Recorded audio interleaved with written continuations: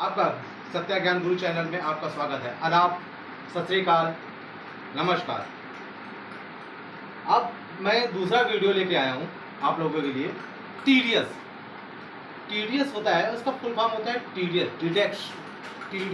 Tax deduction sources. TDS का rule जो है आपको इस ब्लैक बोर्ड में मैं शो कर दे रहा हूँ। इस ब्लैक बोर्ड में टीडीएस का क्या रूल है, क्यों करता है टीडीएस बेसिकली देखिए, दो बिजनेस होते हैं। बिजनेस के दो पार्ट होते हैं, एक होते हैं गुड्स, एक होता है सर्विसेज। टीडीएस गुड्स पे नहीं आता, सर्विस पे ही टीडीएस का नाम आपको डिडक्शन होगा, जिसको बोला है टैक्स डिडक्शन सोर्स।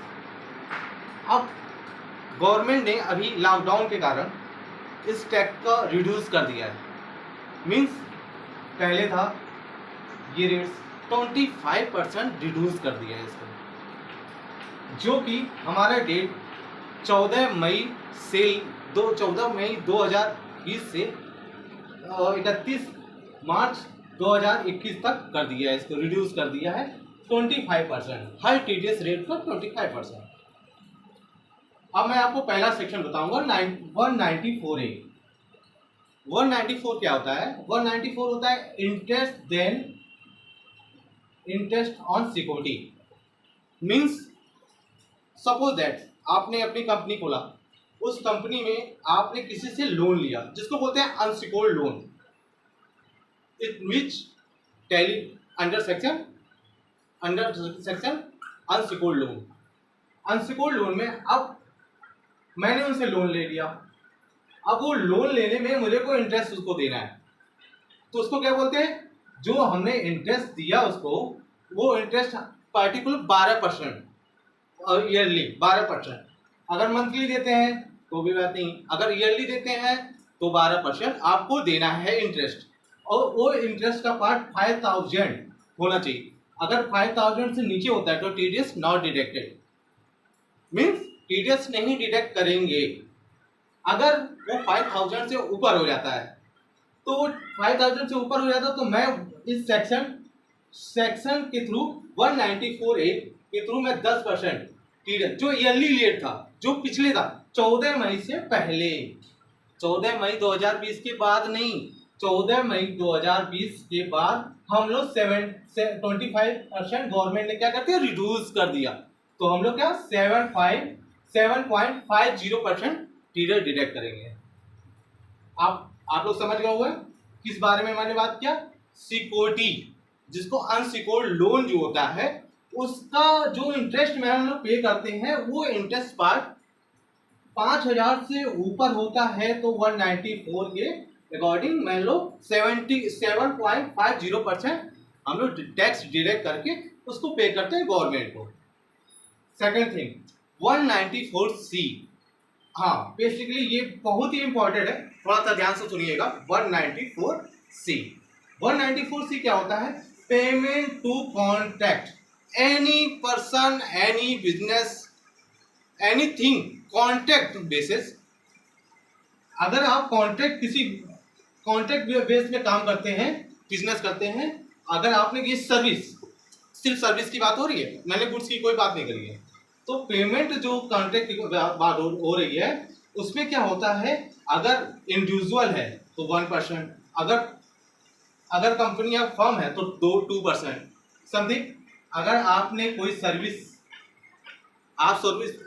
प्रोवाइडर हो और सर्विस रिसीवर हो है, तो एक सर्विस प्रोवाइडर और एक सर्विस भी क्या हुआ, सर्विस रिसीवर।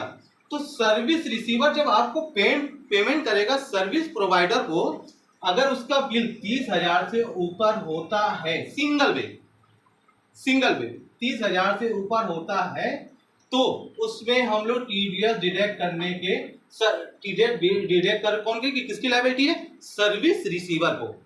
उसमें क्या है?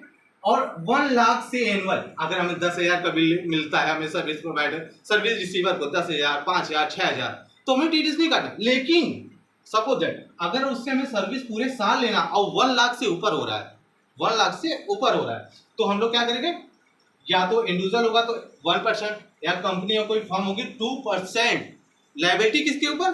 सर्विस रिसीवर पर।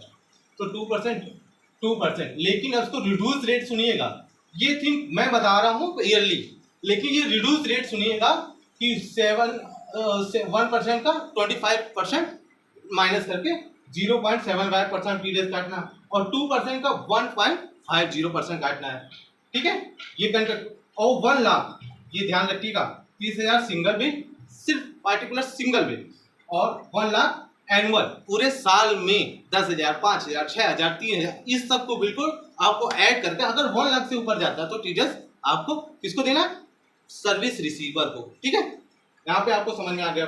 और दूसरा 94C उसी का, ये क्या है? Payment to transporter on transporter. यहाँ ट्रांसपोर्टर की बात हो रही है, कॉन्ट्रैक्टर की बेसिस ये भी सर्विस दे रहा है, ट्रांसपोर्टर भी सर्विस दे रहा है, लेकिन इसके टीडीएस कितना 94C के अकॉर्डिंग ही करता है। लेकिन इसमें क्या है? इसमें देखिएगा लिमिट देखिएगा, लिमिट क्या है?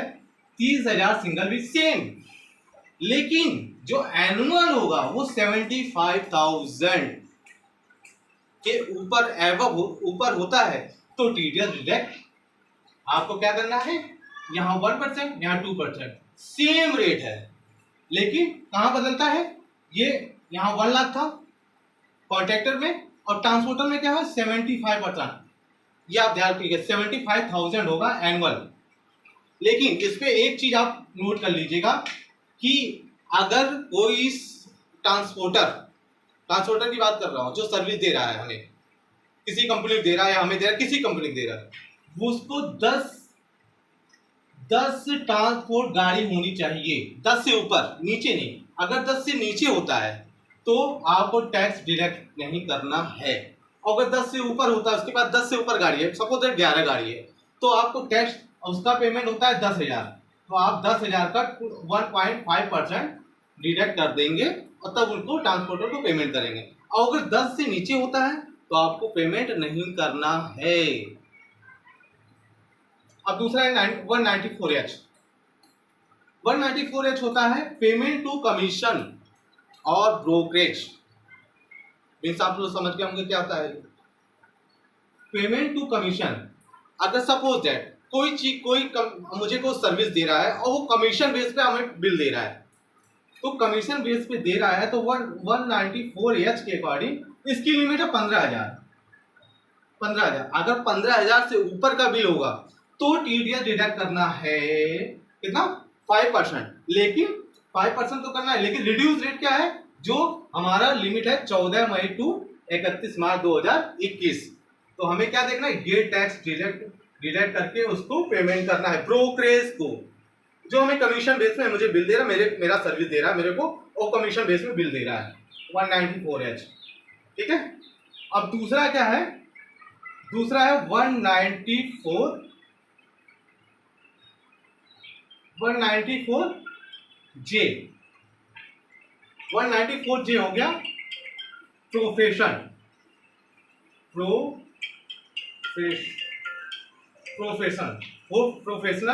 हो गया। इसकी लिमिट क्या होती है? 30,000 रुपया। बंद करो। 30,000 194J प्रोफेशनल, जैसे सीए, वकील, समथिंग जो प्रोफेशनल फीस होगा उसका क्या होता है? 10% जो ईयरली रेट बोल रहे हैं, और जो रिड्यूस रेट है 7.50% प्रोफेशन में। 30,000 का बिल जो क्या है? प्रोफेशन जो भी है, अकाउंट, सीए हो गया, वकील हो गया, एनीथिंग, वो अगर बिल सर्विस रिसीवर को 30,000 से ऊपर देता है तो हम क्या करते हैं? 7.50% का टीडीएस डिडक्ट करते हैं। आज का टॉपिक मैं यहीं पे ख़त्म करता हूँ, और आप लोग को आशा होगा, हमें आशा होगा कि आप बहुत अच्छी तरह से टीडीएस के बारे में समझ गए होंगे। अगले वीडियो में इसका संक्षिप्त में रिक्वेस्ट है कि मेरा वीडियो प्लीज़ वॉच करें, शेयर करें, प्यार बनाए रखें, सब्सक्राइब करें। नमस्ते, सबक है।